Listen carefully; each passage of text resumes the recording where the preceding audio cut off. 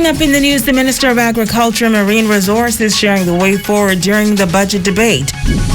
Also, a family affected by Hurricane Dorian pleading to the public for assistance. And a Grand Bahamian girl putting the country on the map in a horse show competition in South Florida. The Bahamas Tonight, the Northern Edition, starts now. This is the Bahamas Tonight, Northern Edition.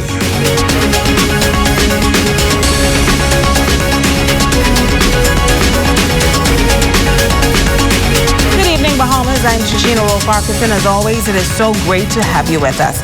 Topping the news tonight, the Minister of Agriculture and Marine Resources, the Honorable Michael Pintard, making his contribution to the 2021-2022 budget debate in the House of Assembly this morning. Among the list of topics he addressed is the establishment of several facilities that will seek to move the country's agricultural product forward. Italia Hall has more.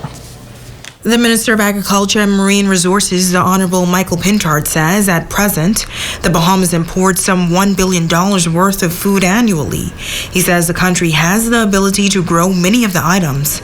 Minister Pintard says the focus of his ministry is building capacity for Bahamians. And not just for the farmer or the fisher or the manufacturer, but also for staff of the Ministry of Agriculture and Marine Resources and all of the agencies that attach to us. And not just the technical staff, but the administrative staff. And so we're grateful to the Minister with responsibility for public service for the offering of courses that they continue to give in order to build the capacity of Bahamians. He says the Department of Agriculture will speed up the pace so that potential agri-persons are able to access the farmer's registration. And as for jobs, the ministry is now offering positions. Technical positions in the Department of Agriculture. The team is largely overworked, and so we are appealing to agronomists, chemists, biochemists, and others to get involved. Make sure that you build a country that is your country. And so for those of you that have children off to school, we welcome them back home to be a part of transforming this sector. Minister Pintard says Cabinet has approved the construction of 6 agro-villages on 6 different islands in the country. The first 2 are expected to be built in Grand Bahama and New Providence. He says this move will solidify a link between agriculture and tourism. Tourists, much like students on the educational front, will come and basically come through a welcome center. And by the way, in this budget, we've allocated the funds, $2.9 million, for the welcome centers, the one in Grand Bahama as well as in New Providence. You come in, you have a retail space where you can buy items that are produced in the village. You have the Fab Lab, you have rooms for workshops. You have 2 stalls where you're able to buy agriculture technology, whether it's a portable weather station, irrigation system, sensors, drones, etc. Naming sailing as the national sport of the Bahamas has been up for discussion. The agriculture minister says sailing is a part of the country's identity and history.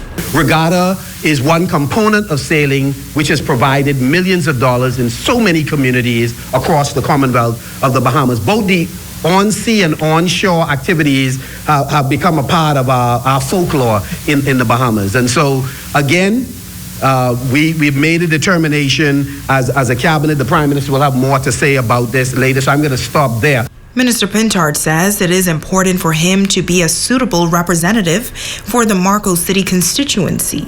He says through his platform, through the mission God gave him, he is able to serve. The mission God has given me, I'm able to serve a people. That's why we run an elaborate employment program in Marco City. That's why you have a team that works in the office 6 days a week. Why we employ more people than we have the resources to actually pay, and you have to keep hustling. But because we need a team to meet a lot of those needs. And we believe employment and, of course, opportunity creation is important. That's why I salute SBDC, despite whatever challenges they would have had. In partnering with them in agriculture, we made more than $5 million available, the grants across the Bahamas. Italia Hall, ZNS Network News. Local farmers and producers getting a golden opportunity to sell their products at the first Our Garden Farmers Market Fest at the Grand Bahama Community Park on the Royal Oasis lawn on Saturday. Jamila Mizik was there. It was a great community effort as dozens of residents showed up to the Grand Bahama Community Park at Princess Lawn to support the first Our Garden Farmers Market Fest. According to committee chairperson Judith Dawkins, the initiative was an avenue to sell produce from the garden and generate revenue. We have a garden, a community garden that's in South Bahama that's started by the Honorable Aaron Lewis, and we just wanted to have an avenue where we could sell our produce. And so by doing that, we said, let's invite other vendors in the community to come and sell their wares as well. And as you can see, we have 36 vendors here present, and we're trying to revive the economy and give everybody a chance to make $1.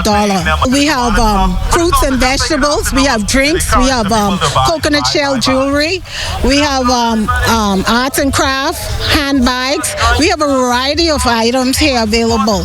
And from the consensus of the vendors, we are trying to do it every month, make it a monthly event. Nutrition teacher Angela Johnson says she is promoting the use of organically grown food. I feel it's a very good initiative to encourage persons to go to the land, because there is where you get all your fresh produce and you're sure that there is no preservatives in it. So you could go out and just pick those herbs and use them in your daily cooking. So I believe it's a very good initiative, and I encourage others to continue, because the land is free. All you need to is to use it, and you could also use the land as a form of exercise. Farming is a form of exercise, so you could use it, and the fresh air that the plants give off is good for your respiratory system. These vendors say they were excited to be a part of the farmers market and are pleased with the turnout. They add that persons should support these type of initiatives because they believe in the importance of shopping locally. Initiatives like this is what we need more and more in Grand Bahama, so more of the local vendors could come out and display their talents and display their hard work that they carry out every day. So the more of these can come along, the more stronger the economy can build and be in future days and years to come. I always feel strongly about Bahamians doing anything locally that ones in the community should support, and it also helps the money to stay in the community too, which is good. So that's why I think they should support something like this in the future. I think it's a boost for us. It also stirs interest in small business entrepreneurship. We have a lot of talented Bahamians, whether it's like this book right here was written by my mother, a book of poetry. It gives me the opportunity to come out here, display it, and explain certain things to Bahamians. We have a lot of Bahamians that do arts and crafts. We grow stuff in our yard, backyard farming, and so this gives us a catalyst where we can come out here, display our stuff, and also make some fun. Jamila Mizik, ZNS Network News. In other news, a family still in need post-Hurricane Dorian sharing their story tonight. In this report, they recount the traumatic experience and are seeking the public's assistance as they continue to rebuild. Megan Shepard has more. Ricardo and Sharon Lunn had only been living in their new home in the Derby community for just over 1 year. And then Monster Storm Dorian hit the island and destroyed the home they had paid cash for using all of their hard-earned savings. Boy, it was scary. The water, when we get up that morning, the water was about 10 feet high outside. And then it came up higher. It came up like about 12 feet. So in here, when it came up high, it was about 7 feet. So the water was like 2 feet away from us from inside the attic. And we watched everything unfolded. Everything was just horrifying. We was like in a life or death situation. So it was scary for us. After when we got up, then the water came in. Everything just started, furniture, appliances, everything just started moving out. I don't know how the furniture get outside, because it was hard for us to get them in. But they still out and gone out. We lost like everything, the furniture, the appliances, everything just gone washed out. But then we still up in Harlech for about 2 days. No food, no water. Thank God he kept us this long time, and he kept us up to now. They are currently renting an apartment, but say the cost has now become too much to bear while trying to rebuild. The couple say they have received some assistance thus far, but they are still seeking donations to have their home back in a livable state. When we came in the house, we built a house out of our pocket. So all our money basically then gone. We need a little money from the insurance from the car. We didn't have a chance to insure the house yet. And so it was a little rough trying to get back on our feet. Now we packing piece.